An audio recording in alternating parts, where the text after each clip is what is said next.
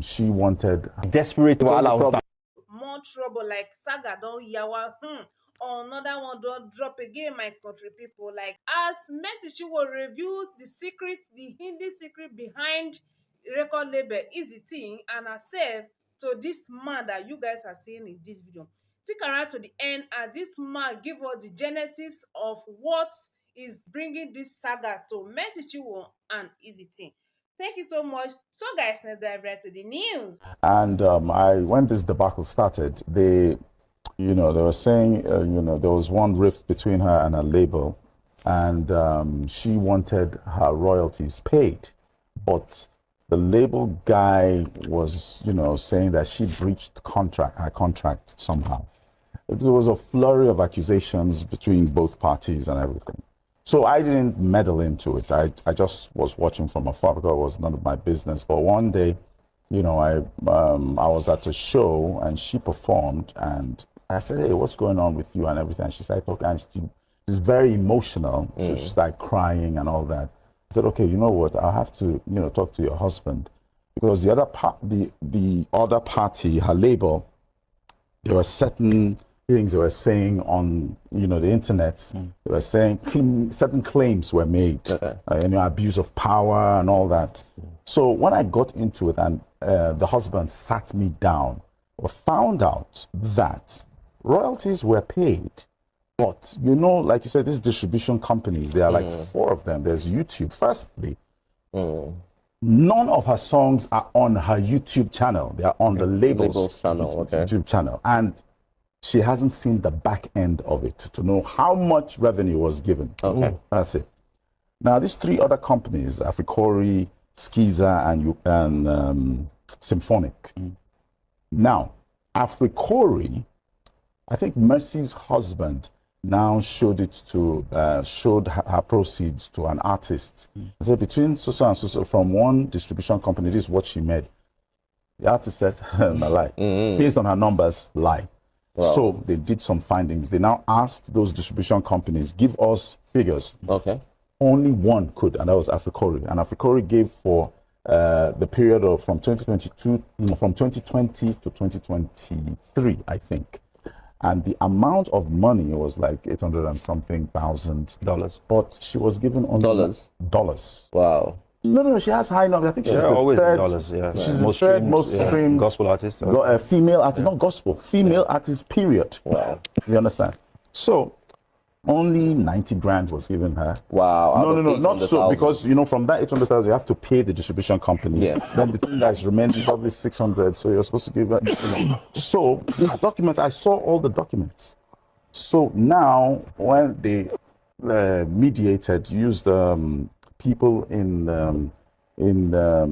like pastors from churches, they did a mediation and they said, okay, you know what, let's get an audit company, let's audit and see and everything. But the label wasn't forthcoming. The audit company, I saw the document, the audit company said, based on the fact that the label is not forthcoming with the documents that we need, we're recusing ourselves from this. And the audit company left. And that's why they went ahead and got the EFCC to, wade into the matter. And the EFCC said, you have to show us. And they showed and said, hey, based on this, you received this based on your account, you received this is how much you're owing her, pay her. And they now started, he was held and forced to, pay.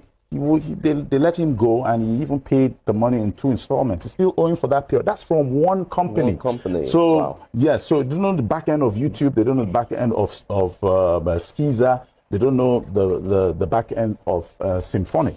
So they said, okay, let's do an audit. But they are saying that Mercy breached a contract. Okay. So now, towards the end of her contract, the label said, all right, let us extend this contract for 12 years. 12 years? Yeah, wow. That's what they, So she said, no, don't worry. The contract ended, I think it started in 2017. 5-year contract, supposed to end in 2022 or something like that. So based on that, events that she was supposed to make appearances, it was the label that was handling it. So the label stopped giving events. There was another mediation.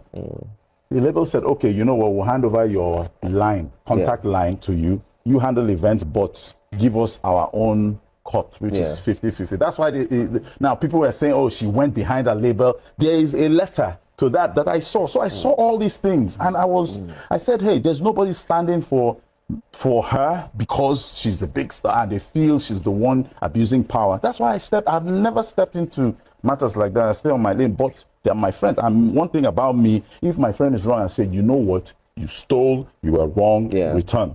But when I saw all the facts, and I mean, it is not in tandem with what the speculations are. Exactly. I said, hey, you know what, I'm going to put my foot down and make sure that the truth is brought out. And the thing is, even if you just come and mediate and say, okay, see all the back end, see this thing, let us reach a compromise. But don't stop manipulating, you understand, and all that. And if I'm a media person and these people are my friends, I'm going to offer. I have not taken it. I have not asked for. I'm doing it pro bono because they are my friends. Because as it is, there's a lot of transparency.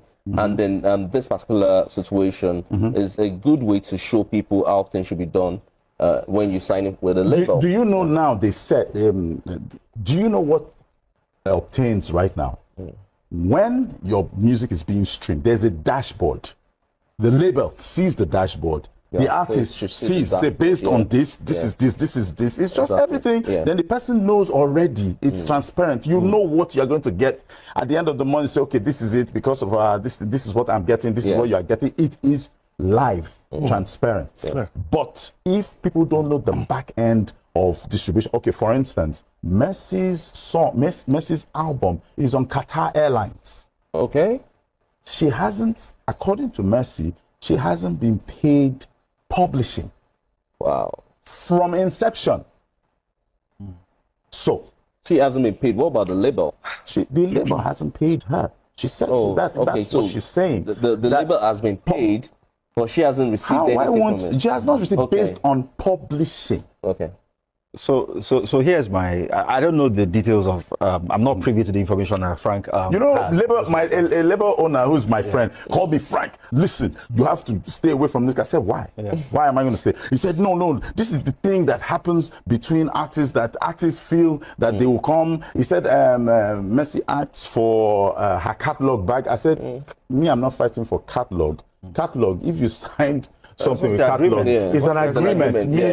Me, my hand did no, I don't know about that one. But what I'm talking about is based on the contract you signed, you should pay her her royalties. But you know, typically, to answer your earlier question, or what you alluded to about why these things happen so frequently. Exactly. Right? I don't know the details of this specific scenario, but the reason it happens all the time and will continue to happen, sadly, is because when an artist is about to be signed, he's desperate to blow.